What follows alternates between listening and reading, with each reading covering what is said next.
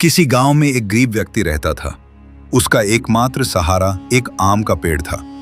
उसके फल बेचकर वो अपना गुजर बसर करता था। एक दिन एक दरवेश उसके घर आया। इस गरीब ने बड़ी मोहब्बत से दरवेश की सेवा की और उसे अपने आम के पेड़ के बारे में भी बताया। अगले दिन जब वो किसी काम से बाहर गया तो दरवेश ने कुल्हाड़ी उठाई और आम के पेड़ को काट दिया, फिर वहां से चला गया। शाम को जब वो घर वापस लौटा तो उसकी नजर आम के पेड़ पर पड़ी जो जमीन पर गिरा पड़ा था।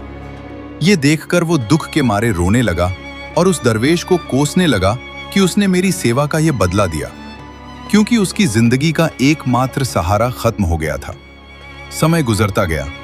कई साल बाद जब दरवेश फिर से उस जगह से गुजरा तो देखा कि वहां एक खूबसूरत घर है और वो गरीब व्यक्ति अब एक बड़ा व्यापारी बन चुका है। जैसे ही उस व्यक्ति ने दरवेश को पहचाना तो गुस्से में बोला, तुमने मेरे साथ अन्याय किया था, मेरा सहारा छीन लिया था। पेड़ के खत्म होने के बाद मैंने मेहनत मजदूरी की और आज देखो मैं एक बड़ा व्यापारी बन चुका हूं। ये सुनकर दरवेश मुस्कुराया और बोला, ऐ नादान, मैंने तेरे साथ भलाई की थी। अगर मैंने वह पेड़ न काटा होता तो आज भी तू उसी पर गुजर बसर कर रहा होता।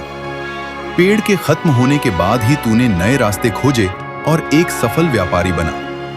यह बात सुनकर उस व्यक्ति को सच समझ में आ गया कि दरवेश ने वास्तव में उसके साथ भलाई की थी।